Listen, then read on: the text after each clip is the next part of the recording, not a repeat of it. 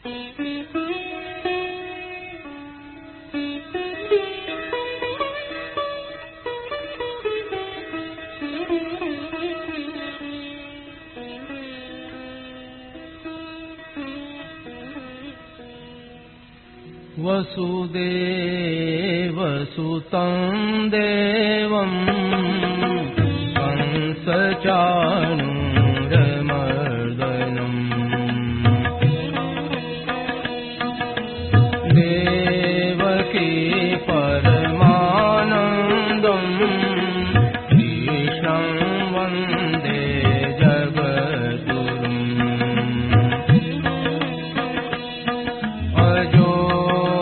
सन्नव्ययात्मा भूतानामीश्वरोऽपि सन् प्रकृतिं स्वामधिष्ठाय सम्भवाम्यात्ममायया यदा यदा हि धर्मस्य ग्लानिर्भवति भारत अभ्युत्थानमधर्मस्य तदात्मानं सृजाम्यहम् परित्राणाय साधूनां विनाशाय दुष्कृताम् धर्मसंस्थापनार्थाय सम्भवामि युगे युगे जन्म कर्म च मे दिव्य एवं यो वेत्ति तत्त्वतः त्यक्त्वा देहं पुनर्जन्म नैति मामेति सोऽर्जुन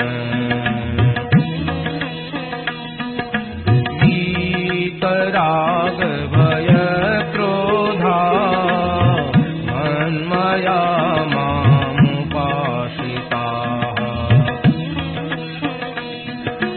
बहवो ज्ञानतपसा भूतामद्भावमागताः।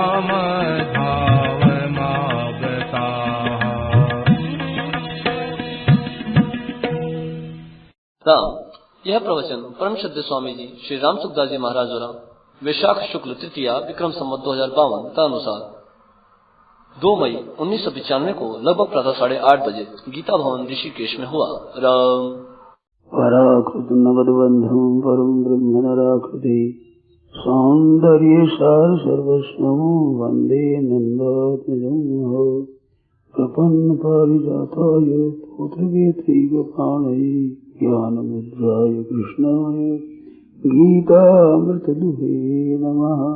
वसुदेवसुतं देवं कंसचाणूरमर्दनं देवकी परमानन्दं कृष्णं वन्दे जगद्गुरुम्।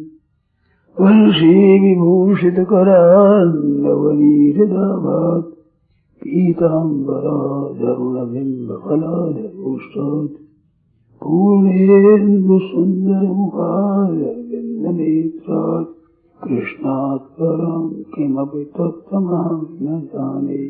हरिः ओं नमो परमात्मने नमः। श्री गोविन्दाय नमो नमः। श्री गुरु शरणकमलेभ्यो नमः। महात्म्यभ्यो नमो नमः। सर्वे नमो नमः। नारायण नारायण नारायण नारायण। ये बुजुर्ग आप ही आए प्रभु को लाते थे। प्रभु को की जरूरत नहीं पड़ी। ये जीव की जो आसक्ति है, देखो नारायण नारायण नारायण नारायण नारायण नारायण। एक है प्राण शक्ति और एक है इच्छा शक्ति। तो तो प्राण शक्ति तो नष्ट हो जाए, पूरी हो जाए, मन जितने श्वास खत्म हो जाए और इच्छा शक्ति रह जाए, तब पूरा जन्म होता है गाड़ी। और इच्छा शक्ति पहले नष्ट हो जाए तो प्राण शक्ति में जन्म नहीं होगा, मन मिट जाएगा। संसार की इच्छा वासना ये शक्ति तो रह जाए, प्राण शक्ति नष्ट हो जाए, उस इच्छा का अनुसार जन्म होता है। और इच्छा शक्ति नहीं हो तो नहीं लाते, भगवान लाते नहीं। मृत्यु के समय शरीर तो यहाँ पर रह जाता है, हाँ, वह क्या है जो जीव को संसार में आने का कारण बनता है? कारण संसार की आसक्ति, संसार की वासना, ये जो अभी है ना, संग्रह की इच्छा, सुख भोग की इच्छा, ये लाती है। सुख भोग लें और संग्रह कर लें, ये जो भीतर इच्छा है, ये संसार में लाती है। फिर ये तो बाकी रह जाती है, प्राण शक्ति खत्म हो जाती है, तो प्राण शक्ति हो जाती है, प्राण शक्ति भगवान फिर दे देते हैं। आगे साधक अपने साधना काल में जो शुभ कार्य करता है, वह प्रभु को उसका फल प्रभु को अर्पण कर देता है और कर्तापन का अभिमान नहीं करता। ऐसा साधक जब सिद्ध हो जाता है तो साधना काल में सिद्ध, जब आगे चलकर सिद्ध हो जाता है, तो साधना काल में जो उसके द्वारा किए गए कर्म, तो उनका फल कौन भोगता है? वो भोगता ही नहीं। जब शादी कर्म फल रहा ही नहीं, कर्म रहे ही नहीं, भगवान की प्राप्ति होगी, कर्म कैसे रहे? क्षीणते राशि कर्माणि दशमिन बल परावरे विद्यते हृदय ग्रंथि सिद्ध्यन्ते सर्व संशया क्षीणते राशि कर्माणि। सब कर्म खत्म हो जाते हैं, कर्म रहते ही नहीं परमात्मा की प्राप्ति होने पर। मतलब कर्म फल लाए बगैर नहीं रहते, ये बात नहीं है। कर्म फल देते हैं जब तक अज्ञान रहता है। कर्म योग से, चाहे ज्ञान योग से, चाहे भक्ति योग से आप सिद्ध हो जाओगे तो सिद्ध नाम ही उसका है जो कर्म खत्म हो जाते हैं। एक दुआ आता है, ज्ञान उदय जब होता है संचित कर्म विलाय और क्रियमाण उपजय नहीं, प्राप्त रह जाए। प्राप्त खत्म होने पर खत्म, कर्म सब खत्म हो जाते हैं।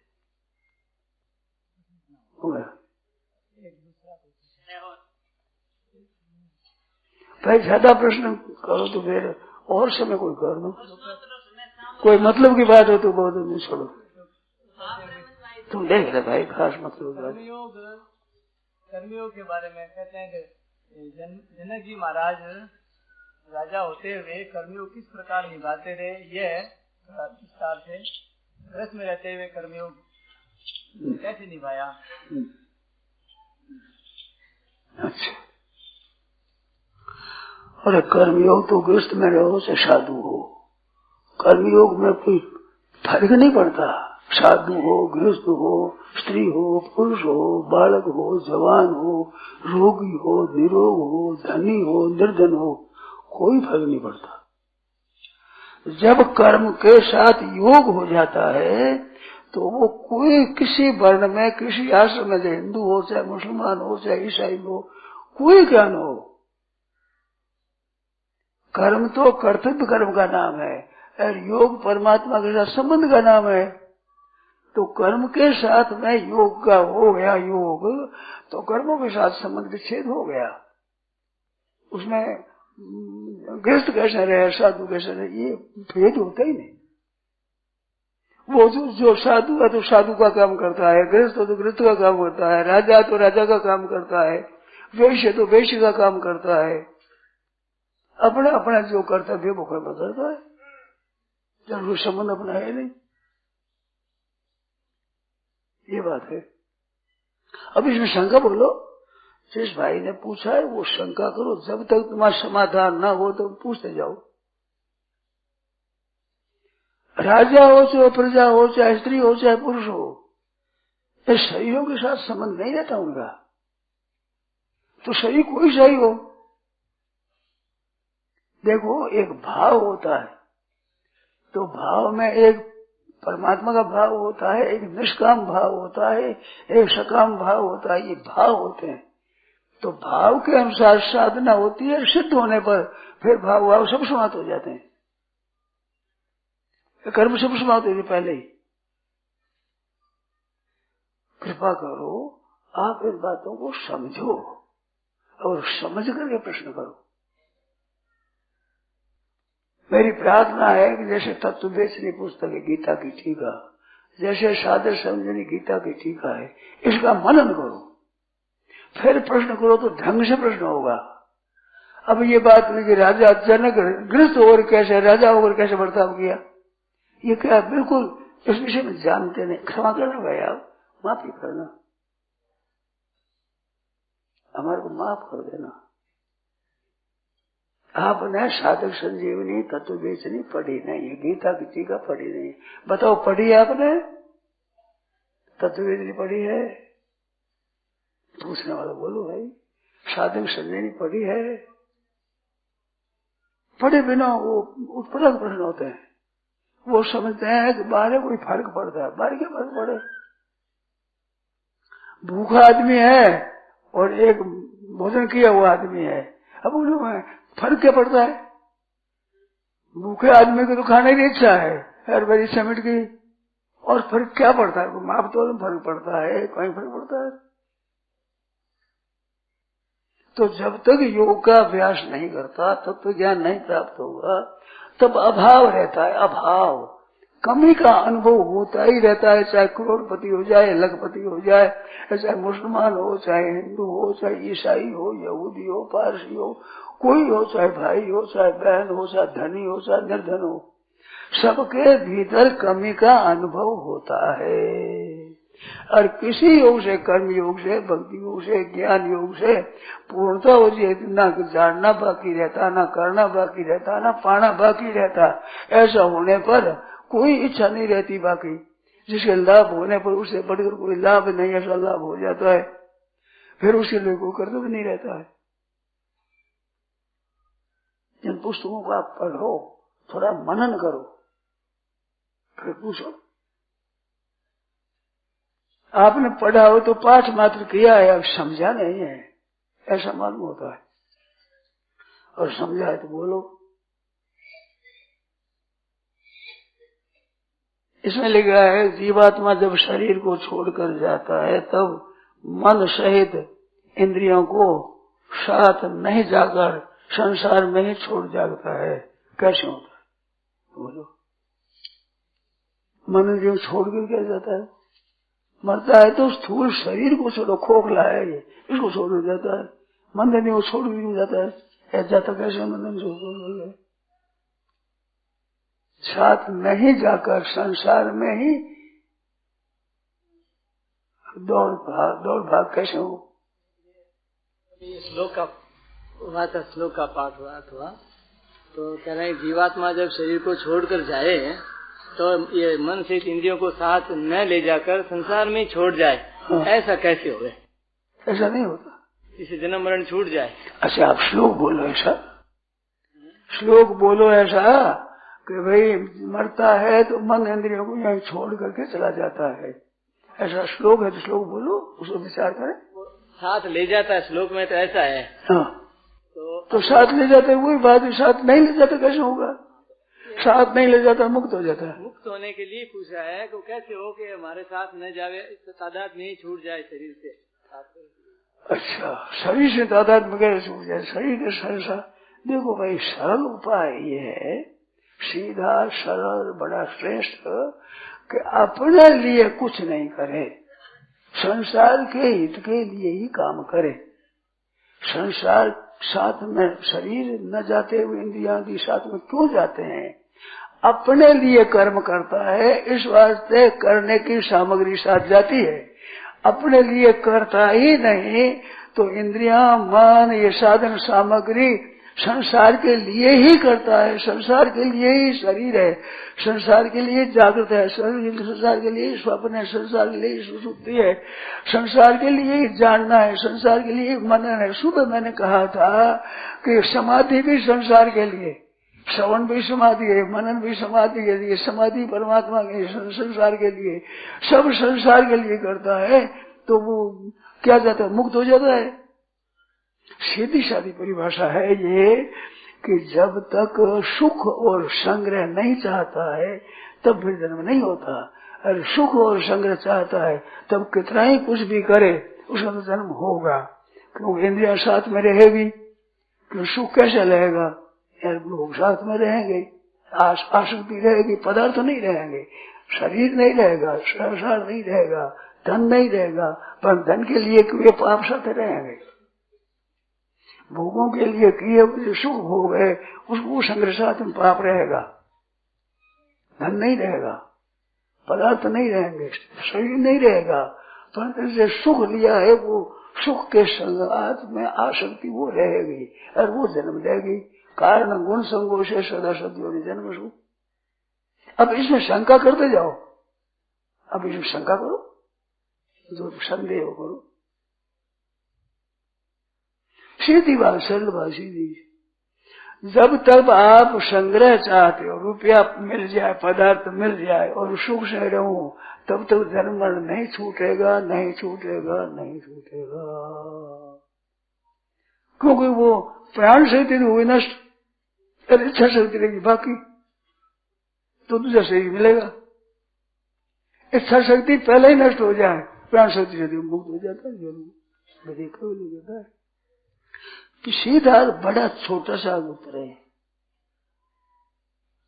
कोई इच्छा शक्ति नहीं, न संग्रह की इच्छा, न भोग की इच्छा, न सुख की इच्छा, कोई इच्छा नहीं है।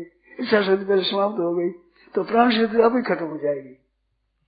जैसे कुम्हार का चक्का है, जो चला जोर से, वो चल पड़ा, चलते चलते वो बेग जिंदा है, बेग शांत हो जाएगा, बस अभी बढ़ जाएगा, बंद हो जाएगा।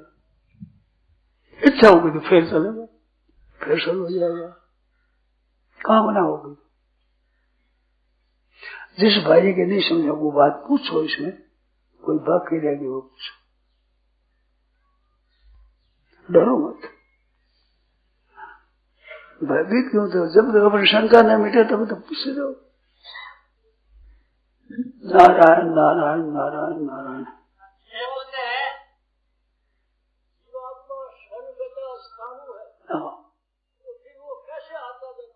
वो आता है सूक्ष्म और कारण में जो अपनापन रहता है ना, वो अपनापन भाव जो स्थूल सूक्ष्म कारण के साथ वो अपनापन भी आता है। मानो जैसे यहाँ से आप उठ गए, एक घड़ी आप भूल गए तो पछा हो गया कि मेरी घड़ी वहां पड़ी है। इसी तरह संसार में आसक्ति रह गई, वासना रह गई तो पछाएगा वो।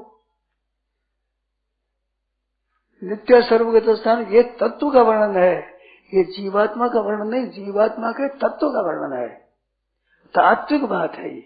ये अनुभव हो जाएगा, न सम शोषित मनुष्य, फिर शोक चिंता होगी नहीं, फिर आवेगा नहीं। एक होता है साधन का वर्णन, एक होता है साध्य का वर्णन। तो साध्य का वर्णन है नित्य सर्वगत, 3 श्लोक है, 23, 24, 25, उसका वर्णन है। तो ऐसा करने शोक नहीं करते, शोक न होगा नहीं, शोक होगा नहीं, तो शोक नहीं हो, चिंता नहीं होगी, चिंता नहीं, इच्छा नहीं होगी, इच्छा नहीं होगी, जन्म नहीं होगा। ये तत्व का वर्णन है, जीवात्मा की अवस्था का वर्णन नहीं है। वासना कारण शरीर में शेष रहती, कारण शरीर सूक्ष्म कारण, उससे जन्म होता है। और बोलो, और बोलो, बोलते जाओ, जो शंकर है बोलते जाओ, जब तक समाधान नहीं हो तो पिंड मत छोड़ो। ना कार पुरुष जैसे भगवान आते हैं ना, ऐसे ही कार पुरुष आते हैं। भगवान आते हैं, कभी कभी कार पुरुष आ जाते हैं दुनिया का उद्धार करने के लिए। उनकी खुद की वासना नहीं होती, खुद की वासना होती नहीं, इस बात से कारक है, खुद की वासना होती, साधारण जीव है।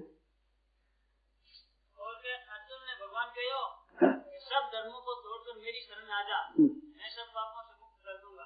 तो भगवान कौन से धर्मों का त्याग करना कहते हैं और धर्म का आश्रय त्याग कहते हैं। माम एकम शरणम ब्रज, तो धर्म का शरण मत लो, कर्मों का शरण मत लो, शरण मेरी लो केवल। धर्मों का स्वरूप से छोड़ने का नहीं कहते। अगर स्वरूप से छोड़ने का कहते तो कम से कम अर्जुन तो मानता, युद्ध नहीं करता। युद्ध करना क्षत्रिय का धर्म, धर्म छोड़ने का तो अर्जुन नहीं सुना तो कौन सुना गीता। अर्जुन ने युद्ध किया तो इससे युद्ध छोड़ने की बात नहीं है, धर्म छोड़ने की बात नहीं है। मैं कहता हूँ आप लोग उसको पढ़ो, 56 से 66 तक का प्रकरण आप पढ़ो। जो आप ठीक जानना चाहते हो तो 56 से 66 तक पढ़ो। हाँ महाराज। कौन से पापों से मुक्त होने की बात? संपूर्ण पापों, सर्व पापे सर्वर पापे क्यों पापेभ्य, ये भी सब का वचन है और सर्व शब्द और लगा दिया पीछे। अर्जुन के जो कौन से पाप है? अर्जुन के जो कौन से पाप है? अर्जुन के पाप कौन से? अर्जुन के पाप कौन से? वो अर्जुन जाने, हमें क्या पता। अरे भाई फैंसे में क्या, कितने तिनका है, कितनी रेती है, कितना फूस है, कितने बीज है, क्या है। अरे फूस है, फेंकना है, मैं क्या देखना है, फेंकना है। अब कैसा है, कैसे, क्या मतलब? वो जाने, भगवान जाने, वो जाने है जी। हाँ, मल्लिक से भगवान में जाएगा, प्राप्त हो जाएगा। देखो आप एक बात हमारी कृपा कर समझ लो कि जो जिससे बिछुड़ा है ना, उससे मिलने की इच्छा नहीं कहलाती। जिससे संबंध विच्छेद होता है निरंतर, उसकी इच्छा कहलाती है। वो उसकी जिज्ञासा कहलाती है, प्रेम पिपासा कहलाती है। वो इच्छा बंद करने वाली नहीं होती। भगवान की इच्छा बंद करने वाली नहीं होती, संसार की इच्छा बंद करने वाली है। जो नाशवान की इच्छा है वो नहीं करेगी। अविनाशी की इच्छा बंद कैसे करेगी? परमात्मा प्राप्ति हो जाएगी। बोलो जी, मैं बोल दूंगा। देखो, एक तो टेप होती है, एक नगारा होता है। तो टेप तो बोलती जाएगी, नगारा डंडा तो बोलेगा, नहीं तो नहीं बोलेगा। इस बार नगारा है, हम तो आप डंडा लगाओ बोल देंगे, जैसा डंडा लगाओ वैसे बोल जाएंगे। जोर से लगाओ, धीमा लगाओ, कैसे लगाओ, किनारे पर लगाओ, बीच में लगाओ।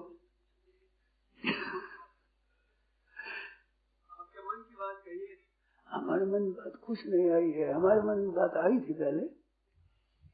नारायण नारायण नारायण नारायण नारायण। हमारी बात तो एक ही है। हम अगर संसार को चाहते हैं, सुख को चाहते हैं, संग्रह चाहते हैं, तो आपको अभाव में, आफत में, दुख में, संताप में, नरकों में जाना ही पड़ेगा। ये बात है सीधी। काम अपने लिए करोगे तो जन्म मर जाओगे, और काम दूसरों के लिए करोगे तो जीवन मुक्त हो जाओगे। सुबह कहा, अब दिखाता हूं। इसमें जितनी शंकाएं आप करो, देखो न्याय ये है कि स्थूल शरीर जो मिला है, ये शरीर मिला है, कन है आपका? तो मिला है संसार से, तो इसके द्वारा अपने लिए काम करो। बेईमानी है कि ईमानदारी? हम यहाँ बैठ के हमारे बोलने के लिए मिला, हम इन बोलने में कैसे आपको लाओ, हमारे को दो, हमारी सेवा करो, यूं करो। हमने तो कहने के लिए, सुनाने के लिए बैठाया है कि खाने के लिए बैठाया है? लाओ, खाऊं खाऊं खाऊं। तो खाऊं खाऊं करेगा तो जन्म होगा। दूसरों के लिए करेगा सदा ही। ते प्राप्नुवन्ति मामेव सर्वभूत हिते रता लभन्ते ब्रह्म निर्वाणम के सर्वभूत हिते रता। प्राणी मात्र का हित, अपना सुख नहीं, केवल प्राणी मात्र का हित। मनुष्य हो, पशु हो, पक्षी हो, वृक्ष हो, लता हो, धूप हो, घास हो, कोई हो, दूसरे प्राणियों के हित में ही अपने हाथ सब अधिकार है। तो ईमानदारी की बात है कि संसार से मिला हुआ शरीर, संसार से मिले हुए द्रव्य पदार्थ, वो संसार की सेवा में ही लगाना है, अपने लिए नहीं। क्या मुक्ति हो जाएगी? सीधी सादी बात है, ईमानदारी है। संसार की चीज लो, सुख भोगो आप, तो दंड पड़ेगा ही, कोई संदेह तो नहीं है। बेईमान तो सदैव बंद होता ही है। मिली हुई चीज को आप कब्जा कर लो।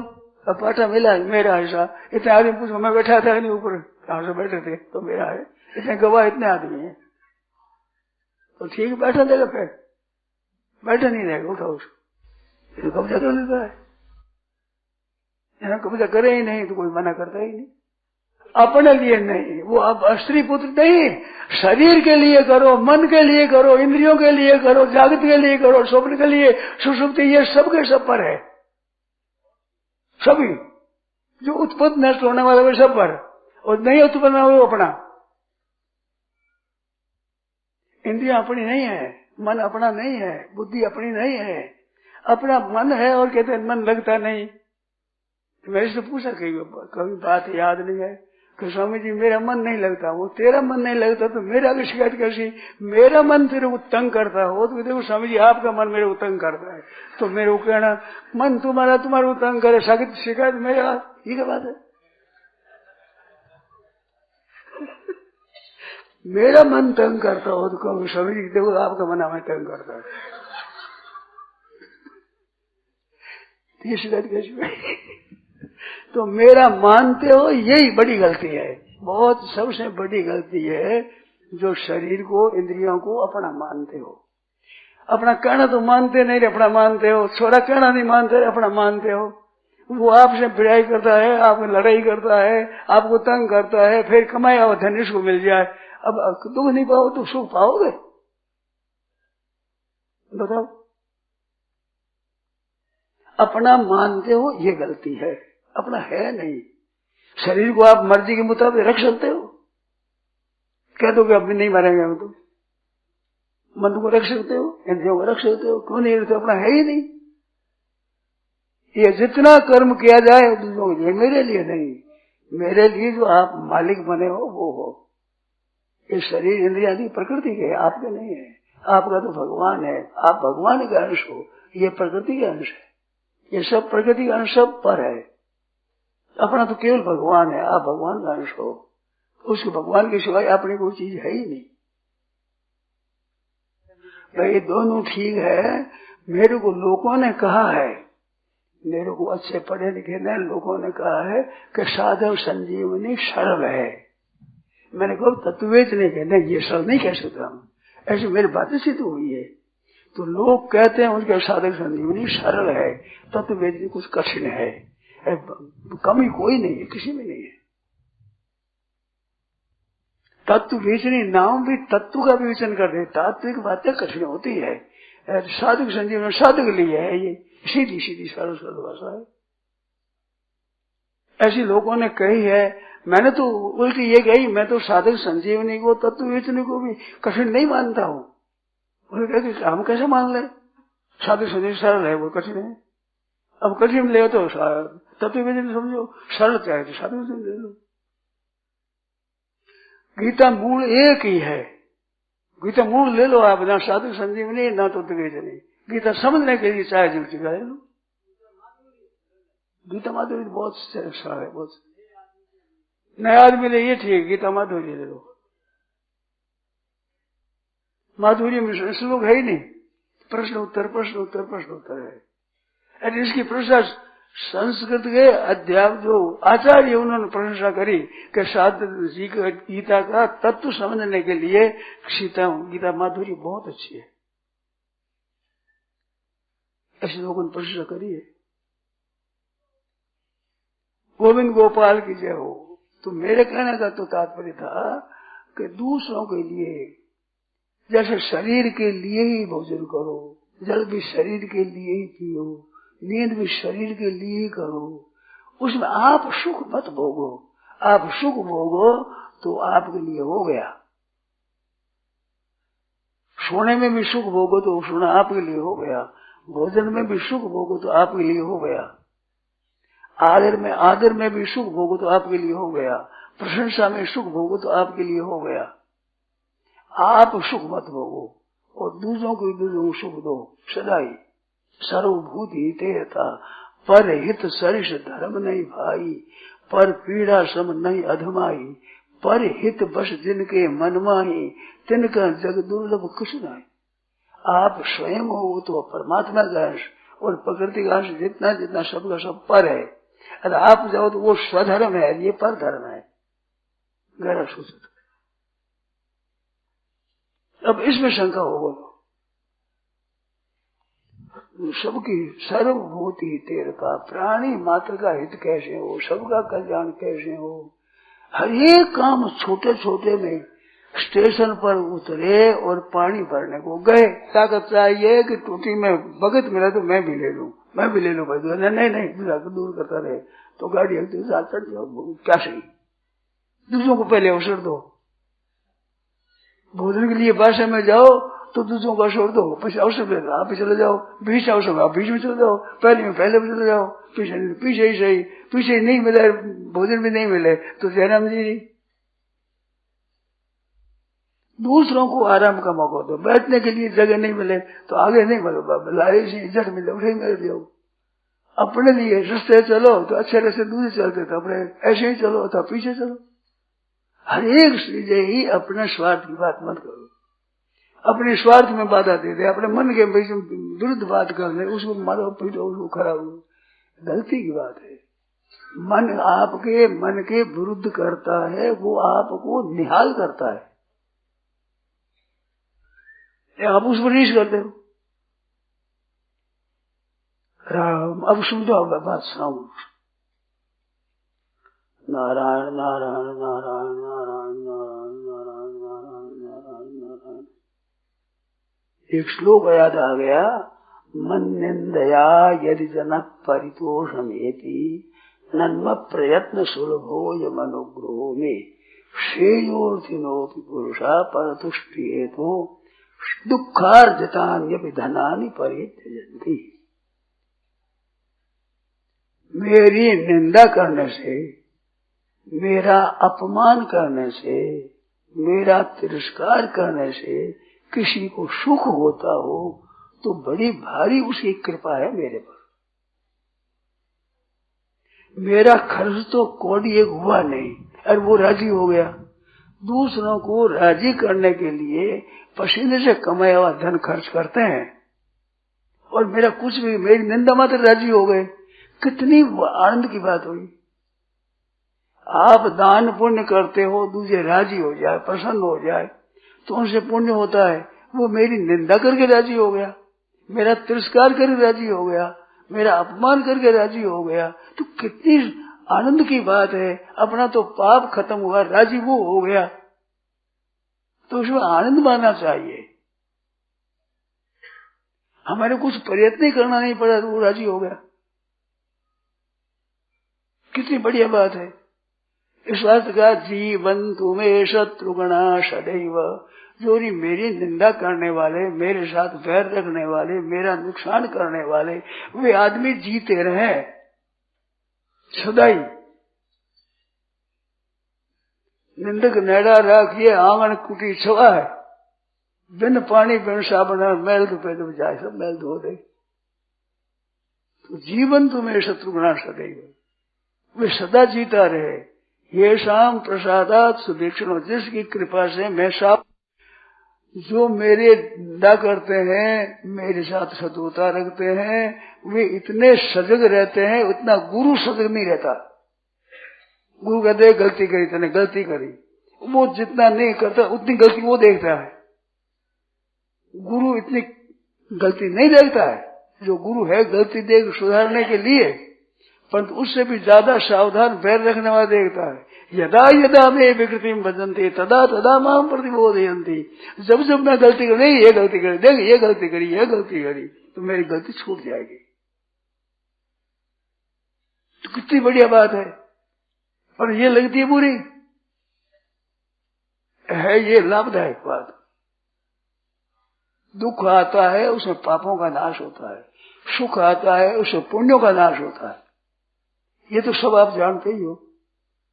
जितना सुख होता है उसमें अपने सुकृत पुण्यों का नाश होता है। जितना कोई कष्ट आता है, दुख आता है, तो उसमें पापों का नाश होता है। बुखार आ गया, पाप नष्ट हो जाए, बुखार ठहर भी सकते, फिर पाप बुखार हो जाएगा। जिसका कर्जा जितना हमारे पर है वो कर्जा दे दो तो वो फिर हमारे क्या कहेगा, ब्याज से चुका दो और राजी हो जाएगा।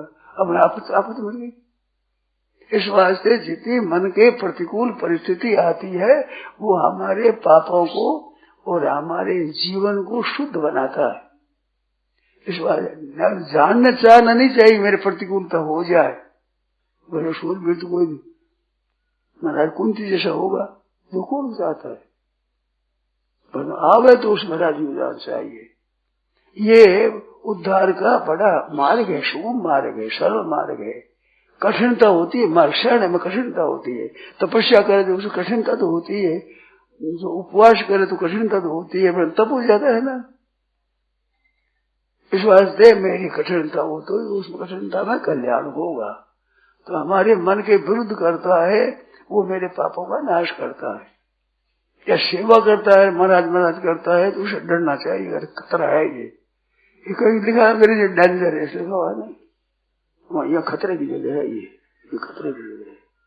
आदर सत्कार होता है, आदर करते वहाँ सावधान रहना चाहिए, तो वहाँ फंस जाएगा। इस बात है। इस वास्ते भगवान के विधान में प्रसन्न रहना चाहिए। देखो इसके लिए क्या करो कि जब आपके अनुकूल परिस्थिति मिले, आपके प्रतिकूल, आपकी कठिनता प्रतिकूल परिस्थिति आ जाए, तो उसमें आपको प्रसन्न होना चाहिए। पापों का नाश होता है, तो उसमें अनुकूलता की इच्छा का त्याग कर देना चाहिए। अनुकूलता की इच्छा का त्याग नहीं करोगे तो प्रतिकूल परिस्थितियों को मिटाने की चेष्टा करो। मिटाना हाथ की बात नहीं है। इच्छा का त्याग करना सुगम है, आपके हाथ की बात है। अनुकूलता मिले तो उससे सुख मत भोगो, जितने सुख की इच्छा ही मत करो। वो तो उसमें अनुकूलता मिले तो उनका सदुपयोग करो। जैसे कल्पना करो, एक बात कहता हूँ, ध्यान दो। आपके निर्धनता मिल गई, पैसा पास में नहीं, खाने को अन्न की तंगी, पहनने को कपड़े की तंगी, सिर पर छाता नहीं, अंटी में दाम नहीं, पैर में जूती नहीं, ऐसी अवस्था मिल गई तो उसमें बड़ा प्रसन्न होना चाहिए। मनुष्य जूती रहते हुए भी नंगे चलते हैं तपस्या के लिए, और हम के लिए छाता नहीं रखते हैं तपस्या के लिए, पंचाग्नि तपते हैं तपस्या के लिए। तो ऐसी दुखदायी परिस्थिति जताई जाए तो सुख की इच्छा का त्याग कर दो, अपना छाता चाहिए ही नहीं।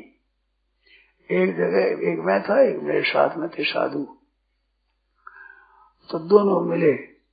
शाम की वक्त में दूध नहीं आया, तो वो बोले शंकरानंद की बात, शंकरनाथ की बात है कि हमें दूध पीना ही नहीं है।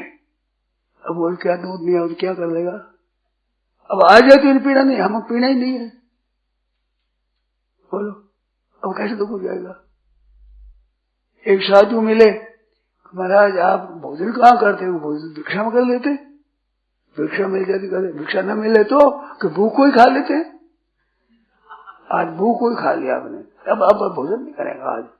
आज भूख का भोजन कर लिया हमने, बस।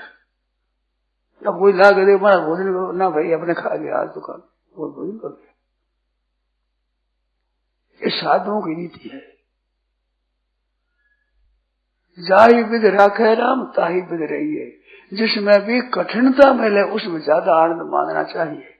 सुगमता अनुकूलता मिले उसमें तो शादी राजी, कुत्ता गधा सूर भी राजी हो जाए।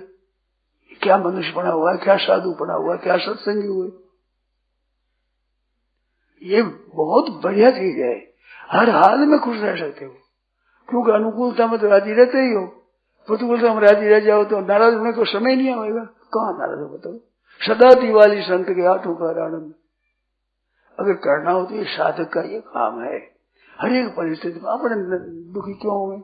मन प्रसाद सौम्यतम वो मात्र में, मन की प्रसन्नता ये तपस्या है। मन की शरीर की तपस्या करते उसे वाणी की तपस्या, वाणी की तपस्या से मन की तपस्या तेज है। तो मन की तपस्या क्या?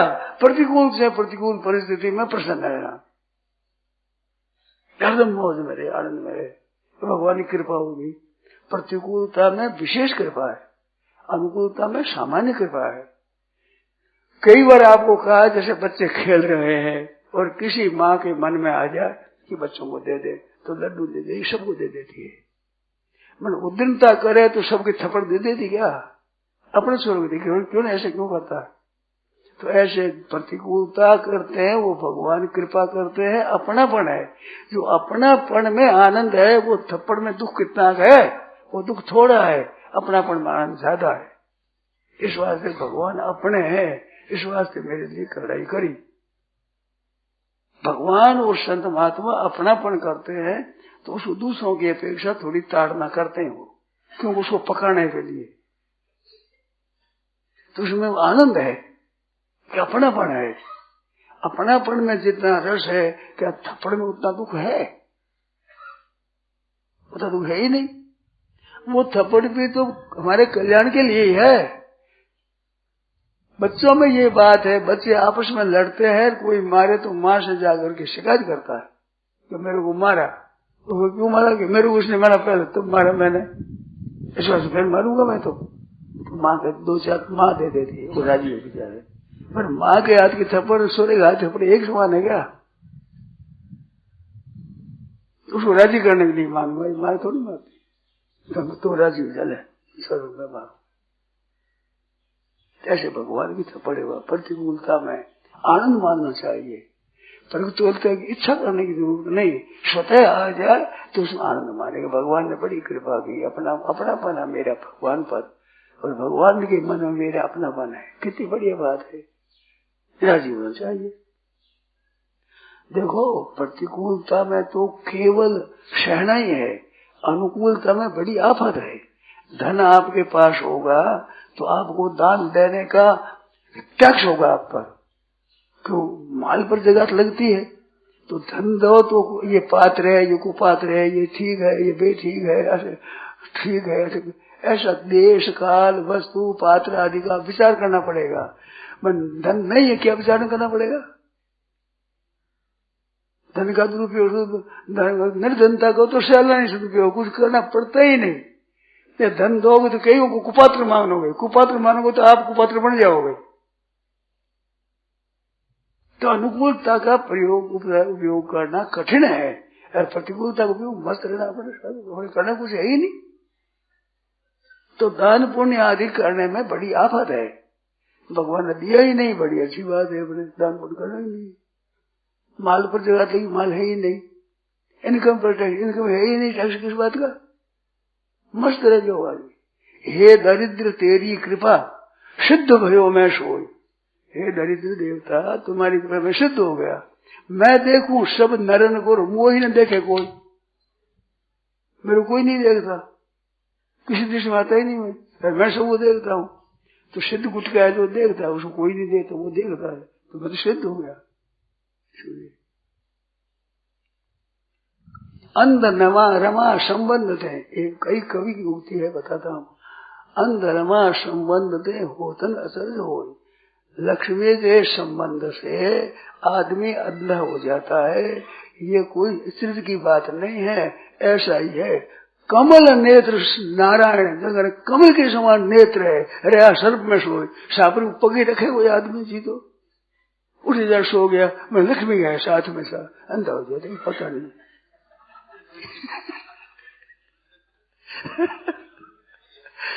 लक्ष्मी सोते अंधा हो जाता आदमी। तो दरिद्रता है बड़ी आनंद देने वाली है।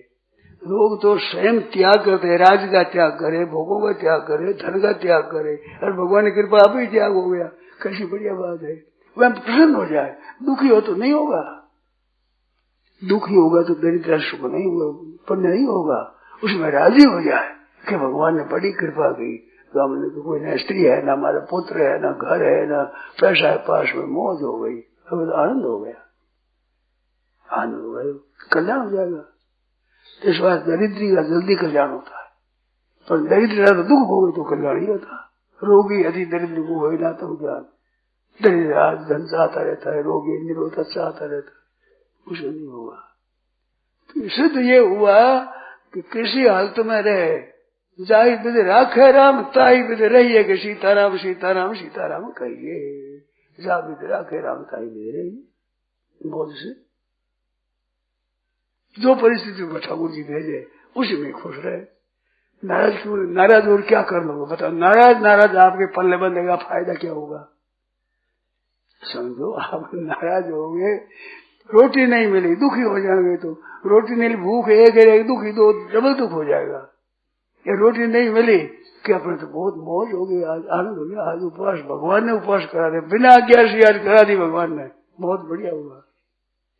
यहाँ बढ़नी से सेठ जी ने बात कही थी, आप सुनो, आपको बताओ, उनका ये सत्संग है। कभी कभी साधु आ जाते अपने उधर उस पार से इस पार से भी, तो साधु होते तो हम लोग तो वहीं जो गंगा किनारे बैठे उनसे रोटी ले ले पा लेते अपना। हम तो मुफ्त आदमी है ही, ले ले पा लेते। साधु आ जाए ज्यादा तो थोड़ी थोड़ी रोटी देते देते खाने के लिए रहेगी। तो शेठ जी ने कहा था आप 12 महीनों की एकादशी करो और जो मातम होगा वो मातम हो जाएगा। एक टाइम उपवास में पर प्रसन्नता आ जानी चाहिए मन में। आज अच्छा हुआ साधु इतने आगे सबको दे दिया, खाने को नहीं रहा, शाम को रोटी बनाकर खा लो। एक टाइम का उपदेश, आप प्रसन्नता हो जाते। एक वन उपवास 12 महीनों की एकादशी से कम नहीं होगा। कितनी बात बताई। भगवान के विधान में आज आवाज भोजन नहीं करेंगे। अब आगे साधु को दे थोड़ी देते तो सब खत्म हो गया। क्यों सीमित ले जाओ, चूल्हा है नहीं, बना ले बढ़नी से बनाई खत्म हो गई। तो ऐसे भगवान के विधान में राजी होना चाहिए, खूब प्रसन्न हो गए। भोजन करने से ज्यादा राजी होना चाहिए, फिर वो तपस्या हो गई। इस वास्ते विधान में संतोष करना बहुत ही बढ़िया बात है। भगवान विधि विधा का चाहे विधि रही। अच्छा महाराज यूं ही सही, यही सही, यूं ही सही। कैसी मौज की बात है बताओ। बड़ा विचित्र शस्त्र है ये। यूं हो गया बहुत अच्छा, यूं हो गया बहुत। करेंगे अच्छा काम, बुरा करेंगे नहीं, और होने में बुरा मानेंगे ही नहीं। वो हो गया, हमने किया नहीं, दूसरे ने किया नहीं, हो गया ऐसा, तो होने में तो प्रसन्न रहो, करने में सावधान। पिलाने गया था मैं, वहां उन्होंने बताया कोई बढ़िया बात बताओ। वो करने में सावधान, होने में प्रसन्न, जो हो जाओ उसमें प्रसन्न। बड़े राजी हुए, पढ़े लिखे आदमी। ये छोटी सी बात है, महान आनंद देने वाली है। करने में एकदम सावधान हो, ठीक काम करो, बेठीक करो मत। और होने में सदा राजी रहो, चाहे अनुकूल हो प्रतिकूल हो, चाहे कुछ भी हो, होने में हरदम प्रसन्न। चाहे मौत भी आ जाए, होने में है, हम थोड़ी करिए, तो होने में तो प्रसन्न रहो और करने में सावधान रहो ठीक तरह से। कितनी बढ़िया बात है बताओ। बताओ इनमें हानि क्या होती है। प्रसन्न नहीं रहो तो रो तो फायदा क्या होगा, दुखी हो तो क्या फायदा बताओ। मुफ्त में दुखी होगी होगा, राजी तो तपस्या होगी, कितनी बढ़िया होगी बात। भगवान की बेड़ी हुई तपस्या। बीमारी आ जाए तो उसमें राजी लोग, भगवान ने कृपा कर दी, बहुत कृपा कर दी, जो पापों का नाश कर दिया भगवान ने कृपा कर दी। बुखार में आनंद हो सकता है, आनंद मस्ती आ सकती है, आनंद बुखार में, बीमारी में, दरिद्रता में, धन चले जाने में, अपमान करने में, निंदा हो जाए तो इसमें एक आनंद आता है। जिसको परमात्मा की प्राप्ति करनी है, साधन करना है, भोग थोड़े भोगना है उसको। तो भोग भोगने का उद्देश्य नहीं होगा तो विपरीत आनंद आएगा, खुशी होगी, प्रसन्नता होगी, बहुत मौज होगी, आनंद होगा। हो सकता है ये आपके अधीन है। धन करना आपके अधीन नहीं है। धन ले लेना, मान ले लेना, ये आपके अधीन, ये दूसरों के अधीन है, और प्रसन्न रहना अपने अधीन है। एक संत की बात सुने, तीर्थ यात्रा में बहुत लोग गए, तो जाते जाते ऐसा हो गया, रास्ता भूल गए, शाम हो गई, वर्षा हो, आंधी आ रही है, रास्ता मिलता नहीं, आदमी है नहीं। तो सब साधु एक साथ में थे, तो महाराज आप मस्त हो रहे हो, आपको चिंता में बड़ी चिंता हो रही है, कब क्या करेंगे, रास्ता बताने वाला नहीं जंगल में, और जामे किधर, कहाँ गांव होगा क्या होगा पता नहीं है। सब लोग चिंतित, बाबा जी थे, उन्होंने आप खुशी कैसे हो रहे हो। तो उसने कहा कि रास्ता भूल गए, दुख तो है ही, हम दुखी हो डबल क्यों करें, हमारे सिंगल से काम चलता है। आप दुख कर दो, भूपत दुख क्यों करे हो, जो होना जोर से चिंता करने से कोई ठीक हो, जैसे चिंता करने क्या ठीक हुई, उद्योग करो, प्रयत्न करो, किधर गाँव देखो, किधर क्या है, तो क्या करें कि देखो गाँव किधर है, तो कैसे मिलेगा कि कुत्ता पूछता है नहीं, किसी कुत्ता पूछता कुछ गाँव है, कोई कोई नहीं मनुष्य को नहीं, ऐसा निकल हो। यहाँ मैंने कहा यहाँ तुम पहाड़ों में चले जाओ और भूल जाओ कि आपका जावे किधर, तो जिधर नीचे जल रहे हो चले जाओ, नीचे जगह चले जाओ, जो नीचे नीचे चलता हो वो पानी सब जाए गंगा जी में, गंगा जी किनारे जाओगे। बताओ अब कहाँ जाओ, कहाँ भाई नीचे चले जो नीचे जाओ जाओ तो क्यों पानी में जाए गंगा जी में, तो गंगा जी के अंदर पहुंच जाएगा नहीं। तो उद्योग करो, रोते क्यों, चिंता क्यों करते हो? ऐसे बुद्धि पैदा हो गई है, घबरा जाओ तो बुद्धि पैदा नहीं होगी, बुद्धि का विकास नहीं होगा। बुद्धि शोक है नश्य थी, शोक से बुद्धि नष्ट हो जाती है। प्रसन्नता से प्रसन्न चेत सो यासु बुद्धि पर प्रसन्न चित्त वाला की बुद्धि बहुत स्थिर हो जाती है, बुद्धि विकास हो जाता है।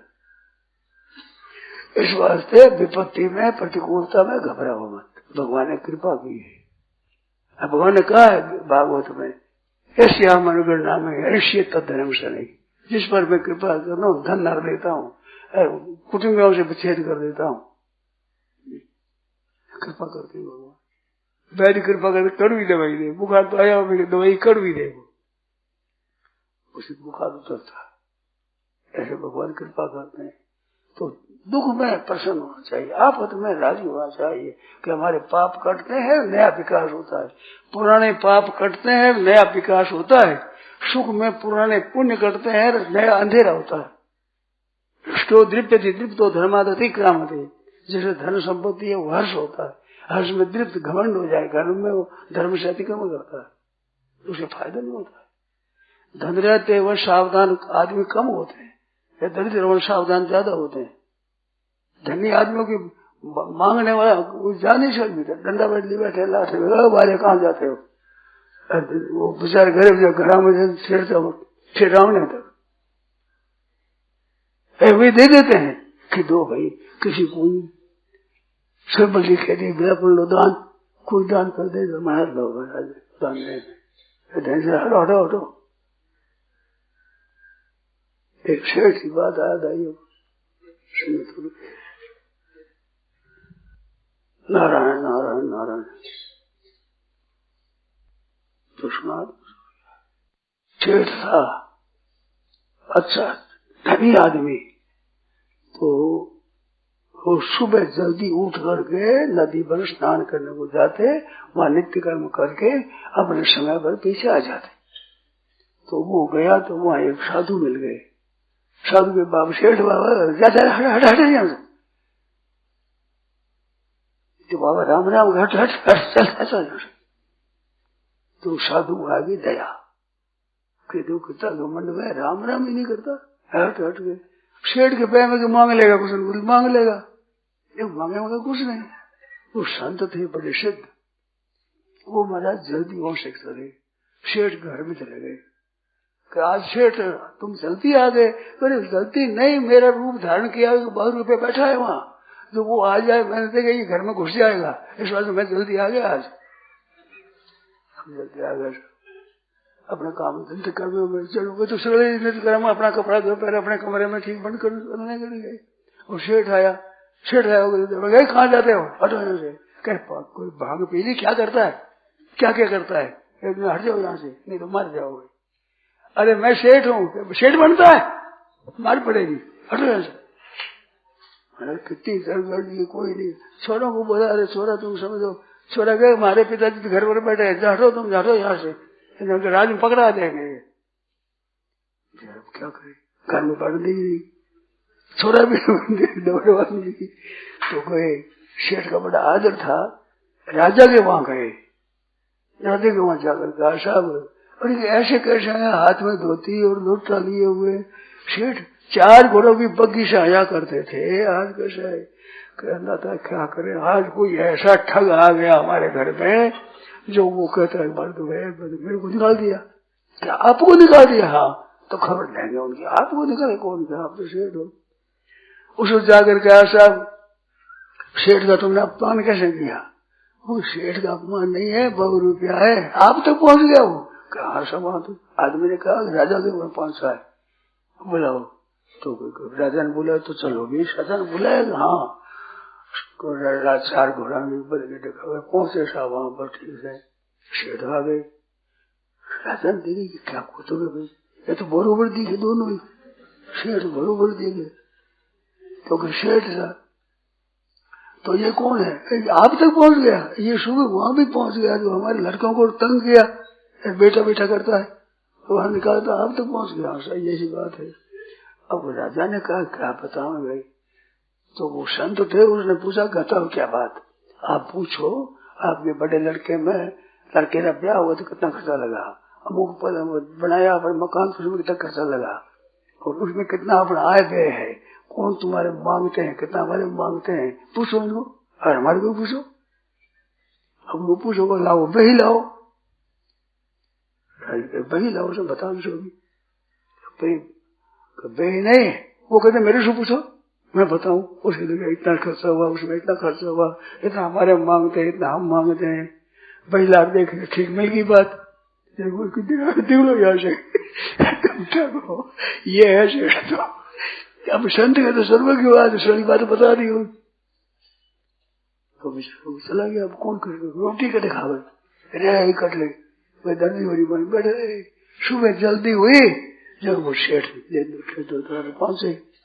पहुंचे वहां पर राम राम राम राम राम क्या बात है, बात क्या है, बड़ी बुजुर्ग हुई। देखो कोई राम राम के तिरस्कार मत करना।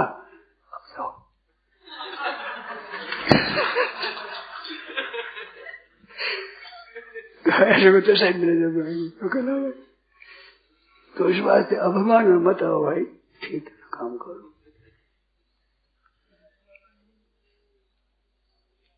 शेठ का क्या बोल, संतों को शेठ तो बनना नहीं था, कुछ लेना कुछ था नहीं, शिक्षा दे दी, सब की तरफ जाओ काम करो। बाणिया ने सवेरे बात हमारे शेठ गया था, आ जाएंगे सब ठीक बोलते। वो ठग था कोई तो निकल गया। अभिमान लगता मैं धनी हूँ, मैं विद्वान हूँ, मैं समझदार हूँ, मैं त्यागी हूँ, मैं विरक्त हूँ, ये अभिमान आता है। अभिमान आता है भगवान कृपा करते हैं। अभिमान द्वेषित्वा दैन्य प्रियत्वा संसति मूल शूल प्रदनाना सकल शोक दायक अभिमाना ताते करे ही कृपा निधि दूरी सेवक पर ममता अति भूरी। भगवान अभिमान दूर कर देते हैं।